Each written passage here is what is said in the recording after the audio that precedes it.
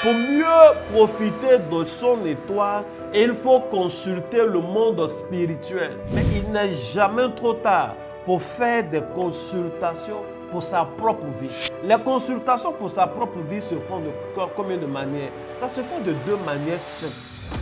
Seigneur, nous te disons merci, nous te recommandons ce moment, que ton esprit soit au contrôle de toutes choses au nom de Jésus. Amen. Nous sommes à notre rendez-vous de tous les jours, de tous les jeudis, j'allais dire, le rendez-vous des jeudis de l'enseignement. C'est des moments où nous nous entretenons autour de la parole de Dieu. Et la parole de Dieu nous fait du bien. Ce mois-ci, nous avons déjà commencé, nous sommes en plein dedans, avec un thème. Le thème, c'est aura et réputation. Et les jeudis, en soirée comme ça, la nuit, et les samedis également, en pleine journée, à partir de 16h, toujours ici à Bergerville en présentiel. Cette fois-ci, nous prions et nous parlons de la part du Seigneur. Le jeudi passé, nous avons parlé des ennemis de la réputation. Et on a cité, entre autres ennemis de la réputation, nos propres erreurs. On a parlé des traites, on a parlé des apôtres du diable, on a parlé de qui encore? Des faux témoins, ainsi de suite. Et le samedi, nous avons commencé à parler de toile et je vous ai dit que nous allons parler des choses tout à fait mystiques maintenant. Est-ce que quelqu'un est là? Est-ce qu'on peut commencer à parler? Tu vas prendre ta Bible rapidement dans le livre de Genèse, chapitre 25, et nous allons lire les versets 22 et 23. Genèse 25, 22 à 23. Les enfants se heurtaient dans son sein, et elle dit, « S'il en est ainsi, pourquoi suis-je enceinte ?» Elle alla consulter l'Éternel, et l'Éternel lui dit, « Deux nations sont dans ton ventre, et deux peuples se sépareront au sortir de tes entrailles. Un de ces peuples sera plus fort que l'autre, et le plus grand sera assujetti au plus petit. » Il faut dire Amen. Amen. Nous avons commencé à parler d'étoiles. Pour ceux qui suivent, dès le départ, nous avons déjà donné les définitions et nous avons établi le lien entre aura et étoile. Et je pense que cela est déjà disponible sur YouTube. Tu peux aller sur YouTube, tu tapes Révérend l'ange Emmanuel quoi. Tu vas voir la vidéo où on a mis aura et réputation, définition et généralité. Dans cette vidéo-là, nous avons donné toutes les définitions et établi tous les liens entre les différents concepts et le fondement biblique. Je reviens à ce que nous nous sommes dit dès 20 heures. Dès 20 heures, si quelqu'un a remarqué, excusez-moi, les images ont été publiées et une première image a été mise et la question a été posée, que voyez-vous sur cette image et quelle est l'importance de cet acte?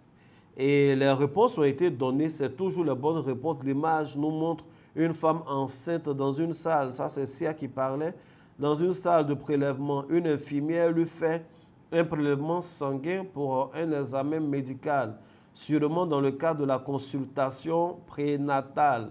Il faut souligner consultation prénatale.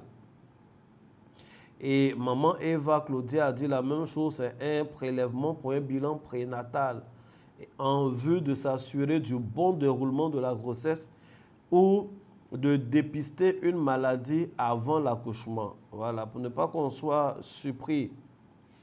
Le prophète Singo nous dit que c'est une infirmière qui fait une prise de sang à une femme enceinte, ainsi de suite. Maman a dit c'est une consultation prénatale très importante pour le suivi de l'évolution de la grossesse et la santé du bébé et de la mère. Donc, c'est cette image-là qui a été mise au départ. Et c'est avec cette image que nous allons commencer à parler. Effectivement, l'image qui est mise est l'image d'une femme qui est enceinte, comme ce que nous venons de lire. Elle est consciente qu'elle va mettre au monde un enfant, mais elle n'a aucune idée de la santé réelle de l'enfant. Est-ce que cet enfant est une fille d'ailleurs ou un garçon? Elle ne peut pas l'imaginer. Est-ce que cet enfant est en bonne santé? Quelles sont les choses qu'elle doit respecter? Est-ce qu'elle a des vaccins elle-même à faire? Tout ça pour que l'enfant qui est sur le point de naître soit en bonne santé physique. Et il y a des personnes qui ont fait des études. Et il y a des scientifiques qui ont inventé des appareils. Et il y a des établissements qui existent à cette fin-là. C'est vers ces personnes que la femme qui attend un enfant, dès le début de la grossesse, s'oriente afin qu'on lui donne les informations qu'il faut pour son bien-être à elle-même, mais surtout pour le bien-être de l'enfant. Afin que si dès le départ il y a quelques problèmes, qu'on essaie de voir quelles sont les solutions. Et toutes les femmes et les hommes qui ont commenté l'image que j'ai mise dans le groupe ont dit que c'est un examen important. On dit que c'est une façon importante de faire. C'est bien pour l'enfant. J'aimerais rappeler à une personne aujourd'hui que l'homme n'a pas une dimension seulement que physique. On a une dimension physique et on a une dimension spirituelle. Nous sommes en train de répondre à une question: comment profiter pleinement de son étoile? Et la première réponse est là. Avant toute chose, et ça doit être une culture, peu importe le domaine, peu importe le thème qu'on sera en train de traiter, mais dès l'instant que nous parlons d'étoile, dès l'instant que nous parlons de destinée, la première chose à faire, c'est la consultation. Il faut consulter. Il faut s'approcher des gens qui peuvent nous dire ce que nous ne savons pas. De la même façon qu'on doit s'approcher de l'infirmière et du médecin pour qu'ils nous disent l'enfant se comporte comment dans le ventre, comment les choses vont se passer. Est-ce qu'elle va accoucher par voie basse? Est-ce qu'il y a un acte particulier à poser? C'est comme ça que dès le départ, on doit consulter pour voir l'avenir de l'enfant, l'avenir de ce que nous voulons faire. Bien-aimé, je réponds directement à la question. Pour mieux profiter de son étoile, il faut consulter le monde spirituel. Parce que dans son étoile, il y a sa destinée. Nous avons lu dans le livre de Matthieu chapitre 2, dans l'étoile de Jésus, les gens ont su que Jésus était un grand prophète. Les gens ont su que Jésus était divin. Ils sont venus l'adorer. Les gens ont su que Jésus était un grand roi. Donc, dans ton étoile, il y a des informations. De la même façon qu'on peut prélever le sang et à partir du sang avoir des informations sur l'enfant qui tu dois venir. De la même façon qu'on peut faire juste une ponction du liquide amniotique et à son analyse, on peut donner des pronostics, on peut donner des informations précises sur l'état de l'enfant et comment il sera. Bien-aimé, c'est comme ça. La première chose pour profiter de son étoile, c'est la consultation. Il faut consulter pour savoir qu'est-ce qui est dans ton étoile. Pour savoir quelle est l'histoire dans les grandes lignes que Dieu a prévues pour ta vie. Les gens qui ont consulté pour leurs enfants, les gens qui ont consulté pour leur vie sont des gens qui profitent mieux de leur étoile. Dans le livre de Genèse 25, la Bible dit une dame, elle est enceinte. Et pendant qu'elle est enceinte, elle sent que les enfants sont en train de bouger dans son ventre. Et elle sent que ce n'est pas des mouvements ordinaires. Les enfants, la Bible dit, ont commencé à se heurter. Et elle se pose une question, elle dit, pourquoi donc je suis enceinte? Pourquoi je dois mettre au monde ces enfants? La question qu'elle se pose est une question normale, est une question importante. Moi, je veux te demander, oui, ta maman était enceinte, nous tous nos mères, et puis tu es né. Vrai, la même là, pourquoi tu es né? Pourquoi? Pourquoi tu es né dans cette famille? Pourquoi tu es né en ce moment précis? Pourquoi tu es né en cette période précise? Tu es sur la terre par rapport à quoi? Tu es venu sur terre pour vivre une vie fade, indifférente, insipide, passer et aller de l'autre côté.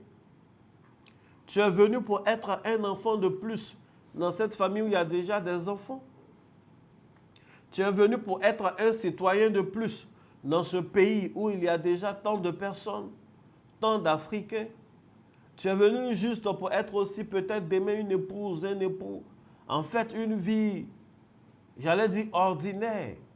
Ou alors tu es né pour une destinée particulière. Moi, je crois fermement que chacun d'entre nous sommes nés pour des destinées extraordinaires. Amen. Tout le monde est né pour une destinée extraordinaire. Amen. Seulement, tout le monde n'est pas conscient de sa destinée. Seulement, tout le monde ne vit pas réellement ce pourquoi la personne est née. Parce que tout le monde ignore ce pourquoi on est né. Aujourd'hui, des gens sont chrétiens, tu es chrétienne, tu tombes enceinte, ta grossesse fait 9 mois. Tu fais 120 échographies avant d'accoucher. Mais aucune consultation pour voir l'enfant même là. C'est par rapport à quoi Dieu l'envoie en ce moment. Aucune consultation spirituelle. Mais les autres à côté, ils consultent. J'aime pas trop parler d'eux parce qu'on en fait la publicité, mais c'est une réalité. Les musulmans à côté, ils consultent. Les juifs, on vient de lire la Bible, on consulte. Les chrétiens seuls, on est là, on accouche. Hey, Seigneur, mon enfant n'a qu'à bien naître. Oui, et puis quoi encore? Et puis quoi encore? Donc nos enfants naissent presque par hasard. Parce qu'on pense qu'on est très intellectuel. Oui, il faut vraiment que je respecte un planning familial. Voilà, on doit mettre une certaine distance. Tout ça là, c'est pour le physique. Oui, mais tel que tu fais un planning physiquement, intellectuellement pour tes enfants, quel est le planning spirituel qui a été fait? Oui, je parle de tes enfants, mais toi-même, tu sais, souvent quand tu nais, on fait tes documents dès le bas âge. Quelqu'un qui n'est pas en Afrique ne va pas croire ce que je vais dire, mais ici en Afrique, il y a des gens qui sont nés et ils n'ont eu aucun document administratif. C'est quand lui-même il devient grand, conscient qu'il fait ces documents. Il y a des gens, ils ont eu leur premier extrait de naissance quand ils ont décidé de se marier à la mairie. Bien sûr. Il y a des gens qui ont eu leur premier extrait de naissance quand ils devaient passer leur premier examen, entrer au 6e. C'est là qu'on a pensé à faire un extrait de naissance pour eux. Ça existe. Non, ça veut dire que même si les parents n'ont pas consulté pour voir ce qui est dans ton étoile dès le départ, toi-même là, tu peux consulter aujourd'hui. Lorsqu'on rencontre l'homme de Dieu, on ne vient pas voir l'homme de Dieu seulement pour dire « Oh, homme de Dieu, est-ce que tu peux m'exhorter? Je ne comprends pas la Bible. » C'est bien, mais ce n'est pas suffisant. Lorsqu'on rencontre le prophète, on ne vient pas seulement pour dire « Ah, prophète, mon bras me fait mal. Est-ce que tu peux prier pour que la douleur cesse? » Il va prier, c'est son rôle. Vous allez prier ensemble, il va prier pour toi. La douleur va cesser. Mais il est important par moment pour marquer une pause et consulter. Seigneur, quelle est ma destinée véritable? Je suis venu sur terre pour répondre à quel besoin? Je suis venu dans cette famille pour apporter quoi de nouveau? La Bible dit, Rebecca est allée consulter l'Éternel et l'Éternel lui a parlé. Pendant qu'elle s'attendait à ce que Dieu lui dise, tu as 2 enfants dans ton ventre, ce sont des garçons. Tu as 2 enfants dans ton ventre, un sera roux, l'autre sera noir. Tu as 2 enfants dans ton ventre, un aura cheveux, l'autre... Non, Dieu ne fait pas une consultation d'échographie prénatale, mais Dieu, il parle de destinée. Dieu a dit, il y a 2 nations qui sont dans ton ventre. Est-ce que vous voyez comment la consultation de Dieu va loin? Il ne dit pas, il y a 2 garçons qui vont se marier, leurs femmes vont faire des enfants, ainsi de suite. Et il va déjà à la destinée finale. Il dit, dans ton ventre, c'est 2 nations. À la naissance, c'est 2 peuples que tu mets au monde. Ne pense pas que c'est juste 2 nouveaux-nés, voilà, j'ai mes enfants, etc. C'est des peuples que tu vas mettre au monde. Seulement, le plus grand sera assujetti au plus petit. Donc, depuis que les deux enfants étaient dans son ventre, elle connaît la destinée des deux enfants. C'est pourquoi elle s'est attachée au plus petit. C'est pourquoi elle passait beaucoup de temps à enseigner sous sa tente, dans sa cuisine, son fils Jacob. Parce que Dieu lui a dit, c'est lui qui va dominer. Et si quelqu'un est puissant, qu'il domine et qui n'a pas les valeurs qu'il faut, il devient dangereux. Il peut rater aussi la destinée parce que Dieu veut lui donner l'héritage d'Isaac.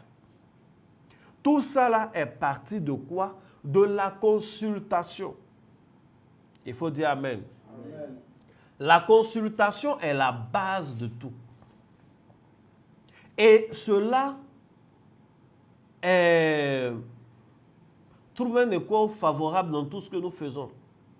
Que ce soit dans la santé, il faut consulter d'abord pour qu'on sache tu as quoi. C'est vrai, tu as froid. Mais qu'est-ce qui fait que tu as froid? C'est important. C'est vrai, les enfants bougent beaucoup dans ton ventre. Mais qu'est-ce qui fait que c'est ainsi? Bien aimé, peut-être les parents ont consulté pour toi, mais il n'est jamais trop tard pour faire des consultations pour sa propre vie. Les consultations pour sa propre vie se font de combien de manières? Ça se fait de deux manières simples. Dieu merci, le voile est déchiré et nous avons le Saint-Esprit. Toi-même là, tu peux prendre un moment spécial. Tu peux être en tête à tête avec ton Dieu, te retirer et parler à ce Dieu-là. Seigneur, qu'est-ce que tu attends de moi? C'est vrai, je suis né d'une famille, d'une mère et d'un père, mais c'est toi qui m'as envoyé dans ce monde. Qu'est-ce que tu attends de moi? Quel est l'itinéraire de ma vie? C'est vrai, aujourd'hui j'ai 20 ans. Aujourd'hui, j'ai 30 ans, j'ai 40 ans, j'ai 50 ans. Voici où j'en suis. Mais qu'est-ce que tu attends de moi? Qu'est-ce que j'ai à faire? Je suis venu pourquoi? Seigneur, je crois en la notion d'étoile. Je sais que j'ai une étoile. Qu'est-ce qu'il y a véritablement dans mon étoile? Qu'est-ce que j'ai déjà acquis, réalisé? Et qu'est-ce qu'il me reste à faire? Tu parles à Dieu. Dieu peut te répondre audiblement. Tu vas entendre sa voix. Dieu peut parler dans ton cœur. Dieu peut te montrer une vision. Dieu peut te faire faire des songes. Il y a cette façon de consulter Dieu. Bien sûr, on a le Saint-Esprit. On a tous le Saint-Esprit. La deuxième façon de consulter, oui, il est vrai, on a tous le Saint-Esprit.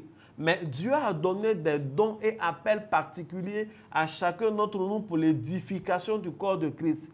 Et il y a des hommes, des humains comme toi, mais que Dieu a dotés de dons particuliers, de ministères particuliers. Il y a des prophètes qui voient.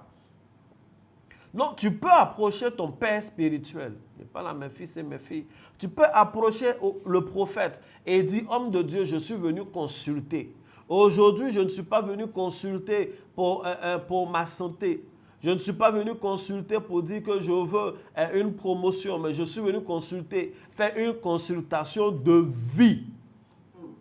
Il y a quoi dans mon étoile? Par inspiration directe, l'homme de Dieu peut te répondre directement. Ou alors, il peut te dire, donne-moi 1 jour, 2 jours, parce que la destinée, c'est quelque chose d'important. On ne saute pas quand il voit que... Non, c'est Dieu a montré Titi en même temps. Mais prendre du temps, prier et le convoquer pour dire, voici ce que Dieu attend de toi, voici le chemin tracé pour toi, voici tu es une nation, voici tu es un peuple, tu es comme ceci, tu es comme cela, voici ce que tu dois faire, voici ce pourquoi Dieu t'a envoyé dans cette famille, tu es baoulé là, ce n'est pas par hasard, c'est par rapport à ça. Il y a des choses de ce genre. Est-ce que quelqu'un a dit Amen? Amen. Donc la consultation est très importante. Il y a des gens qui ont une grâce particulière dans la Bible, qui n'ont pas eu besoin de consulter, et puis Dieu leur a parlé. Agar était dans le désert. Elle n'a pas eu besoin de consulter quand elle était enceinte, mais l'ange de l'Éternel s'est révélé et lui a parlé de son fils Ismaël. La maman de Samson était dans ses champs. Lorsque l'ange l'a rencontré, après, les deux étaient ensemble avec son mari et l'ange de l'Éternel a donné les interdits et a donné la destinée de Samson. L'ange de l'Éternel est apparu à Marie, plus tard à Joseph, pour leur parler de la destinée de l'enfant qui était dans le ventre de Marie. Donc, il y a des gens comme ça où ils ont eu des visions, des choses qui concernent leur destinée. Et il y a des personnes qui ont dû aller consulter, comme ce que nous venons de lire. Il est important. Lorsque j'ai lu la Bible pendant tout le déplacement du peuple d'Israël, pendant leur exode, quittant le pays d'Égypte pour aller à la terre promise, Canaan, là où ils ont eu le plus grand drame, c'est dans un petit village qu'on appelait Haï. Qu'est-ce qui s'est passé? C'est que la Bible dit que le peuple d'Israël était dans son déplacement. Ils vont être confrontés à un puissant royaume, une puissante ville qu'on appelle Jéricho. Jéricho était barricadé, ils étaient conscients qu'ils ne pouvaient pas vaincre Jéricho. Ils ont envoyé des espions. Les espions sont venus avec des nouvelles alarmantes. Mais consultant Dieu et priant, le Seigneur leur a dit, voici ce que vous devez faire. Ne comptez pas sur vos lames, ne comptez pas sur vos armes, mais priez et faites le tour de la ville. Et lorsqu'ils ont fait le tour de la ville, on connaît l'histoire, cette fois, le 7e jour, cette fois, la Bible dit que les murailles se sont, comment on dit, renversées. Et le peuple d'Israël a eu la victoire. Après cette victoire-là, ils tombent sur un petit village. Haï, les gens sont allés voir, ils ont dit, mais ça c'est un petit village. Sans aucune consultation, la Bible dit, ils sont partis et les villageois de Haï, avec leurs gourdins, avec leurs bâtons de berger, avec leurs dabas de cultivateurs, se sont rendus maîtres de l'armée du peuple d'Israël. Et ils en ont tué plusieurs. Ils ont fui, ils ont poursuivi ceux qui fuyaient et ils en ont tué plusieurs. Un petit nombre, un, est venu dire, voici ce qui s'est passé et nous ont eu. La Bible dit que Josué sera en colère, il va déchirer ses habits, ils vont aller consulter dans la tente. C'est là que l'Éternel va leur dire, mais il fallait commencer par là. Ce n'est pas parce que Haï est petit qu'on ne consulte plus. Chaque fois que tu veux faire des choses et que tu ne prends pas un compte de la vie de Dieu, la vie est l'apostrophe AVIS, son avis, la vie de Dieu, bien aimé, il se pourrait que tu tombes sur un drame. On est en train de parler de la vie. On est en train de parler de ton étoile. Mais je parle même de ton entreprise. Les choses que tu fais là. Il faut avoir la culture de la consultation. Il faut avoir la culture de la consultation.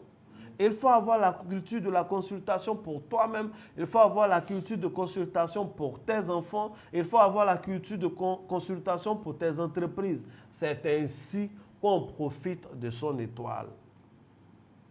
Est-ce que quelqu'un a dit Amen? Amen.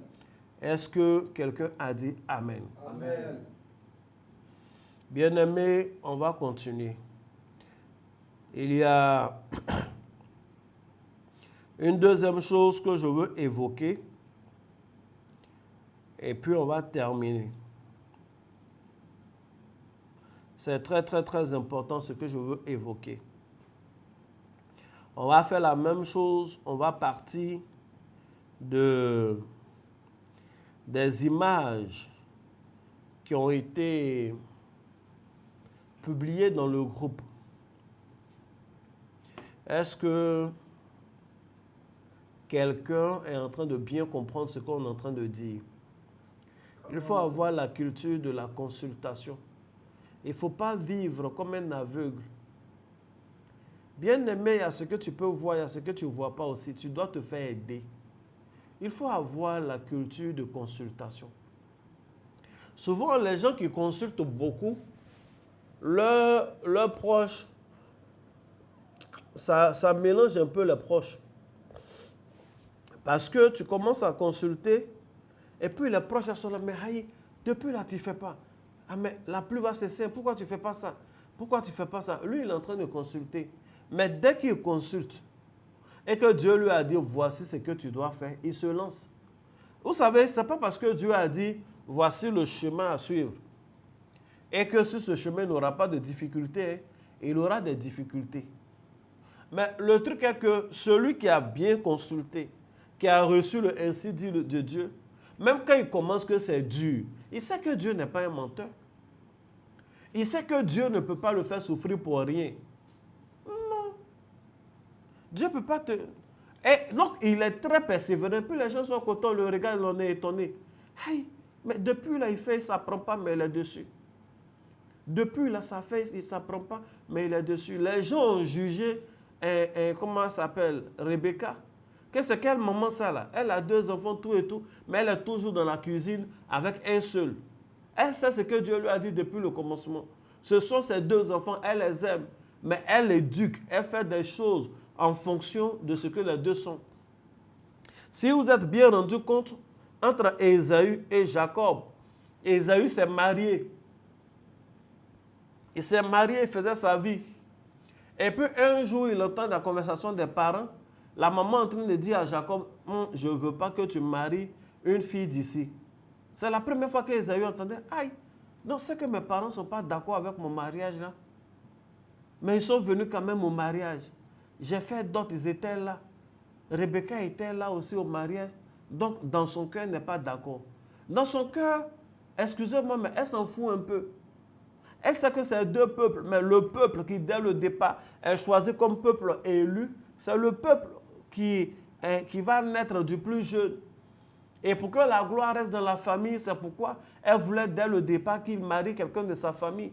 C'est à cause de ça que Jacob allait chercher femme chez Laban, qui est le frère de sa maman.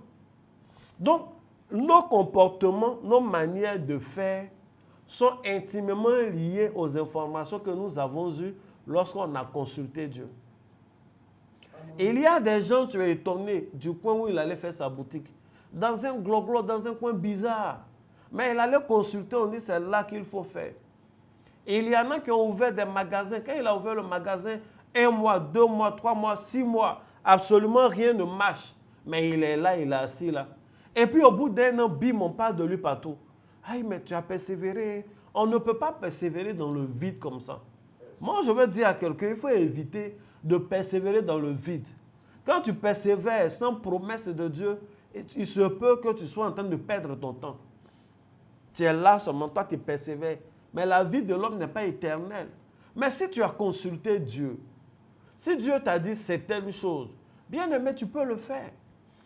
Tu peux le faire. Ça donne une certaine force. Les jours où c'est difficile, tu te remémores les promesses de Dieu. Tu te remémores la voix, l'incite dit de Dieu, cette vision, ce songe, cette parole que ton Père spirituel t'a donnée, que le prophète t'a dit de manière certaine. Ça te donne une force, tu te relèves, tu ne vas pas échouer ta vie et tu ne vas pas échouer dans la vie. Quelqu'un a dit Amen. Amen. Bien-aimé, que Dieu te bénisse. Amen. Nous allons continuer rapidement. Donc, profiter de son étoile. Première chose, l'art de la consultation. L'art de la consultation. La deuxième chose, c'est une loi. On a mis dans le groupe tout un ensemble d'images, mais qui répondent à la même loi. Sur une natte ou un pain, en tout cas, oui, c'est un pain, il y a 6 bouteilles. 2 bouteilles de whisky, 2 bouteilles de gin, 2 bouteilles de mangoustan, un pain kita, 5 pagnes ordinaires, un sac de sel. C'est les éléments qui sont sur un pain. Et j'ai demandé qu'est-ce que c'est. Et tout de suite, tout le monde a répondu que c'est la dot. Que c'est la dot. On est à la dot. Maman Yolande dit on est à la dot. Elisha dit c'est la dot. Kwasi Richard dit c'est la dot. Ake dit c'est la dot. Maman dit c'est la dot. Florida dit c'est la dot. Tout le monde dit c'est la dot. Il n'y a pas quelqu'un qui a dit autre chose. Parce que c'est la dot. Effectivement. Une autre image on n'a pas duré dessus. C'est des gens qui sont en train de célébrer un mariage très clairement. Et la même question est posée. Tout le monde a dit c'est une cérémonie de mariage. C'est une cérémonie de mariage civil. Maman Suzanne, c'est la cérémonie d'un mariage, un mariage civil ainsi de suite. Et après ça, dernier groupe d'images, on a mis 3 images. Il y a une image où, comment il s'appelle, George, non? Le roi d'Angleterre, le nouveau roi d'Angleterre est assis dans des vêtements royaux. Il y a quelqu'un qui est dans des vêtements d'évêque à côté et un autre qui est dans des vêtements assez spéciaux également, qui tient une couronne et qui veut poser la couronne apparemment sur la tête du roi élu. Une autre image, c'est le roi lui-même cette fois-ci, qui quelqu'un est en face de lui dans une grande salle.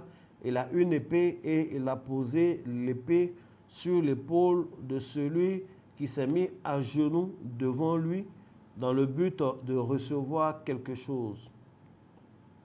La troisième image, ce sont des Africains.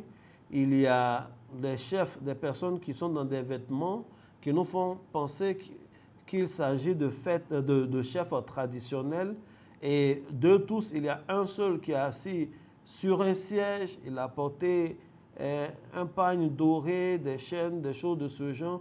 Et il a assis à une cérémonie. Et la même question a été posée et les réponses ont été données. C'est pratiquement les mêmes réponses que tout le monde a données. Il faut dire Amen. Amen. Donc, mon fils, l'ange aussi, dit que ce sont des hommes qui sont à une cérémonie d'investiture. Donc, il a vraiment résumé tout ça pour dire que c'est une cérémonie d'investiture, ainsi de suite. D'autres ont dit c'est un sacre de roi. On dit c'est un couronnement, ainsi de suite. Vous voulez dire que c'est la consécration afin de jouir d'un certain privilège ou une certaine grâce. Mylène a dit également que sur les images en question, elle parle de transition, de perturbation, de bouleversement, de début d'une histoire nouvelle et de début d'un état de couronnement. Atika dit que c'est une intronisation, ainsi de suite, ainsi de suite. Moi, je suis d'accord avec tout ce que vous avez dit. Il faut dire Amen. Amen. Qu'est-ce que tous ces trucs que nous venons de dire, que ce soit les boissons épargnes sur le pain lors d'une cérémonie de dot, que ce soit le mariage civil, que ce soit le sacre, que ce soit l'investiture, que ce soit l'intronisation, ces choses ont quelque chose en commun, c'est qu'il s'agit de cérémonies. Ce sont des cérémonies. Comment profiter de son étoile? Il faut consulter. Deuxième chose, il faut appliquer la loi des cérémonies. Il faut appliquer la loi des cérémonies. Il faut appliquer la loi des cérémonies. L'homme, en réalité, est une créature de cérémonie. L'homme, en réalité, est une créature de cérémonie. Dieu a créé toutes choses de façon assez aisée, sans aucune cérémonie. En ce qui concerne l'homme, quand il fallait créer l'homme dans le livre de Genèse, la Bible dit Dieu parle et Dieu dit faisons l'homme à notre image et selon notre ressemblance. Et un système va se mettre en place. Dieu va utiliser la boue. Il y a déjà cérémonie. D'autres versions disent la boue.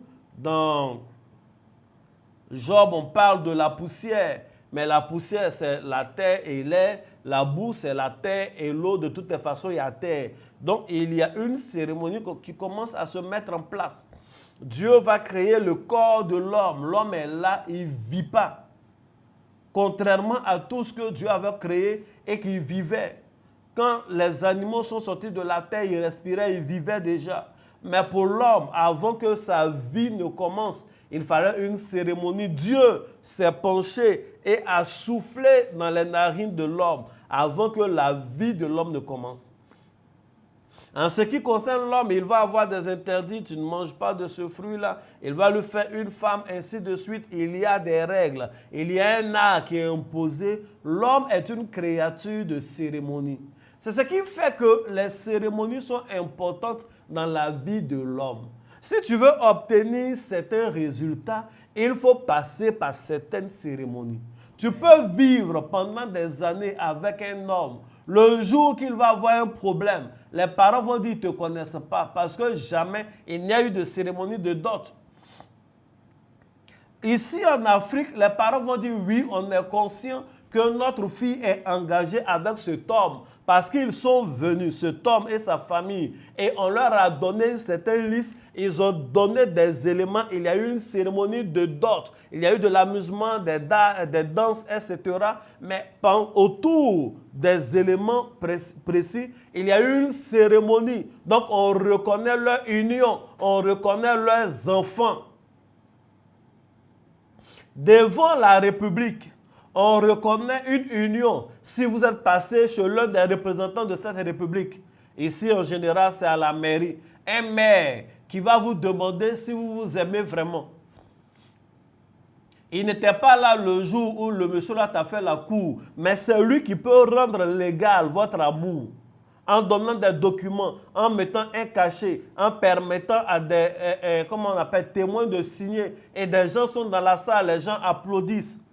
Tu connais ton épouse, tu as plein d'habits, mais ce jour-là, elle va porter une robe particulière, tu vas te faire beau, ainsi de suite. Il y a des pages. C'est toute une cérémonie pour votre amour, pour que cela soit légalisé et reconnu. Et la même chose se fait à l'église. Et la même chose se fait sur le plan traditionnel et aussi chez les musulmans, ils vont donner des colas, etc. S'il n'y a pas eu ça, on ne reconnaît pas. Tu peux gagner les élections, tu as eu plus de voix. Mais tant que tu n'as pas prêté serment, tant qu'il n'y a pas eu une cérémonie d'investiture, tu n'es pas le chef d'État. Tu es le chef d'État élu, tu as à attendre d'abord. Ce n'est pas ton gouvernement qui expédie les affaires courantes. Ce n'est pas toi qui gères encore. Il y a tout un système qui est mis en place pour que tu viennes et tu commences vraiment à régner le jour où il y a investiture. Le jour où il y a investiture. Tout le monde sait que quand le roi meurt, c'est celui-là qui doit être roi. Donc quand la reine d'Angleterre est décédée, tout le monde savait qui allait être là, il a été choisi, tout et tout. Mais il n'était pas roi tant qu'il n'y avait pas eu ce sac-là, sa consécration.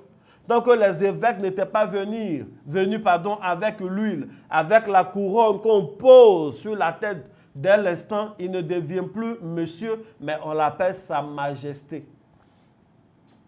Tout le monde sait au village, on connaît la cour des gens qui prennent le pouvoir royal.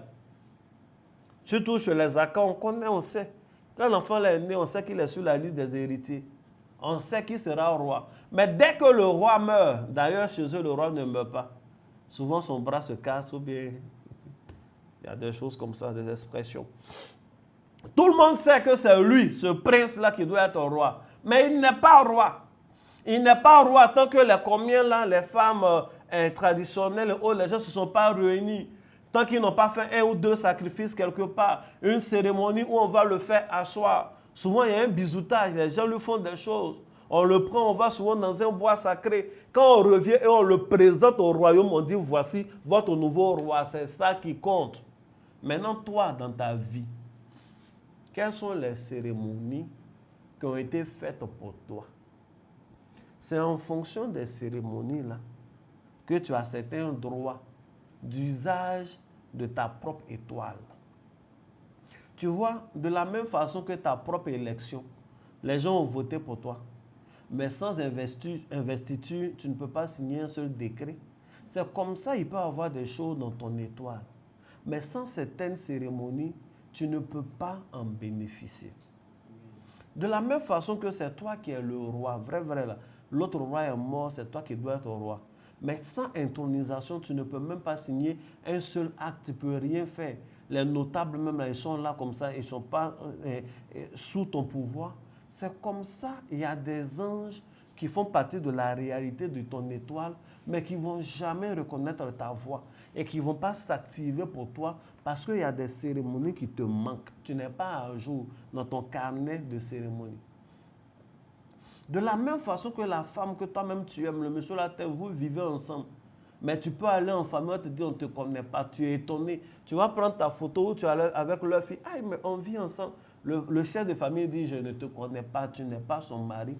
C'est comme ça. Il y a des choses spirituelles, il y a des bénéfices, des trésors, des lueurs qui sont dans ton étoile dont tu ne bénéficies pas parce que tu n'es pas à jour dans les cérémonies spirituelles. L'homme est une créature de cérémonie et les choses doivent commencer dès le départ à la naissance. Il faut dire Amen. Amen. Je vais m'arrêter là aujourd'hui. Le jeudi prochain, je vais rentrer dans les détails des cérémonies. La Bible dit, à ta naissance, au jour où tu naquis, tu n'as pas été lavé dans de l'eau, tu n'as pas été frotté avec du sel. Donc pour ça, tu as été rejeté. Il y a des moments spécifiques où on fait certaines cérémonies dans la vie de l'homme. Et c'est de ces moments-là que nous allons parler. Quelqu'un dit come on? Come on. Je vais commencer avec ça directement le jeudi. On va parler des cérémonies spécifiques. Et dès qu'on finit de parler des cérémonies spécifiques, on va descendre dans la seconde loi dont je veux parler. Mais regardez un peu. On a le temps, je vais vous faire remarquer un truc. Il faut prendre Matthieu chapitre 2. Et quand ils aperçurent l'étoile, ils furent saisis d'une grande joie.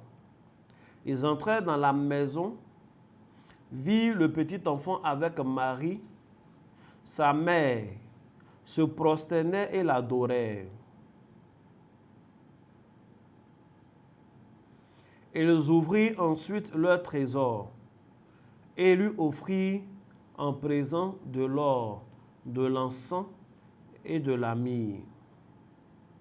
Puis, divinement avertis, en songe de ne pas retourner vers le roi Hérode, ils regagnèrent leur pays par un autre chemin. Il faut dire Amen. Amen. Maintenant, on va lire un autre passage. Luc 2, verset 8.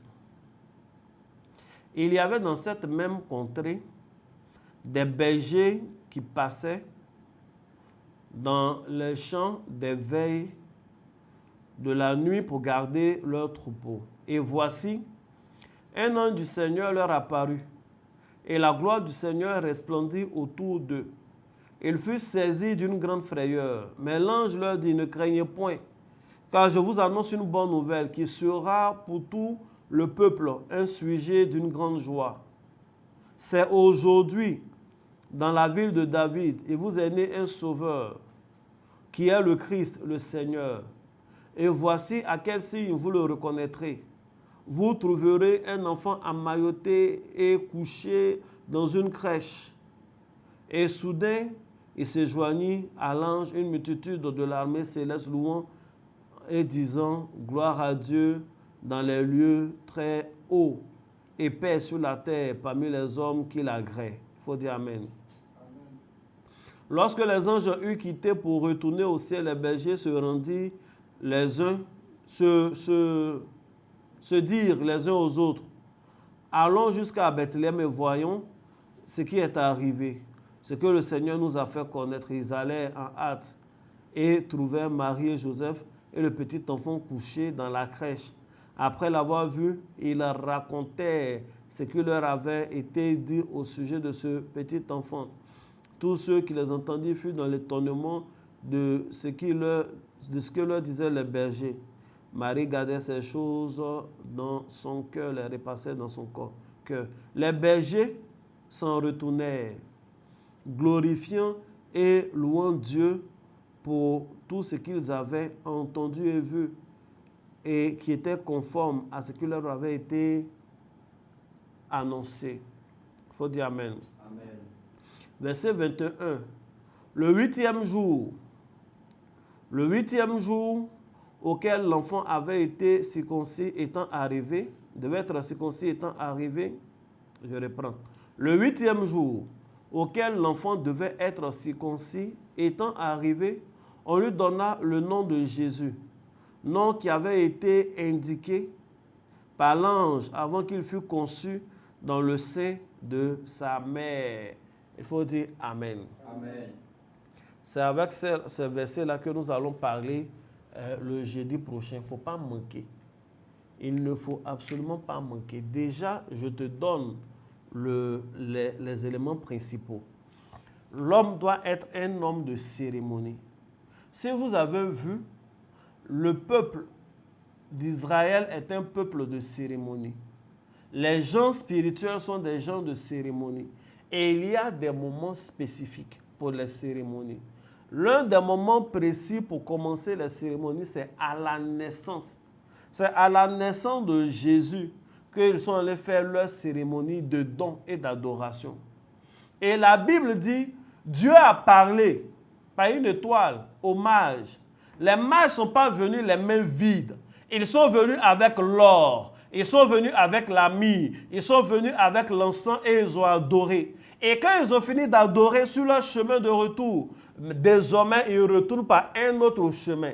Retourner par un autre chemin veut dire que leur vie a changé. Désormais, l'ange qui parlait à Joseph, le même ange là leur parle. Mais en ce qui concerne les bergers, la Bible dit les bergers ont vu un ange qui leur a dit, voici l'enfant est né. Qu'est-ce qu'ils ont fait? Ils sont venus voir l'enfant et ils sont venus les mains vides.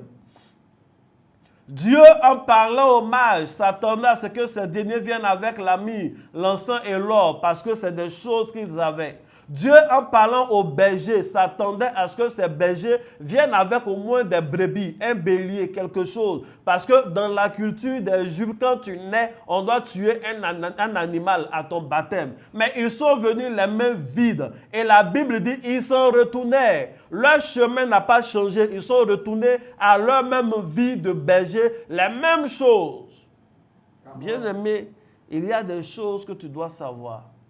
Et lorsqu'on tourne la page, la Bible dit, on arrive au 8e jour, c'est-à-dire Jésus est toujours bébé, et ils vont procéder à une cérémonie qu'on appelle la cérémonie de circoncision. À partir du jeudi prochain, nous allons parler de ces cérémonies-là. La cérémonie de circoncision de la naissance, la cérémonie du 12e année, de la 12e année, la cérémonie du 40e jour, cérémonie de 40e année, les cérémonies de vie. Un enfant de Dieu là, doit faire des cérémonies. Quelles sont des cérémonies que tu dois faire pour rester connecté à l'étoile que Dieu a prévue pour toi? C'est de ça que nous allons parler. Shalom, que Dieu vous bénisse et à très bientôt. N'oubliez pas de faire vos offrandes. Et dernière annonce, à la fin du mois, des éléments vous seront disposés. Le Seigneur m'a permis de consacrer 3 éléments. Il aura de l'encens, il aura du sel et il aura de l'huile. Et les éléments, tu peux les prendre ensemble. Tu peux prendre un élément quand je vais expliquer. Et avec chaque élément, bien aimé, je pense que quelqu'un va acclamer. L'offrande qui accompagne est juste de 11 000 francs. Si tu veux les 3, ça fait 33 000, je pense. Que Dieu vous bénisse abondamment. Shalom, à très bientôt.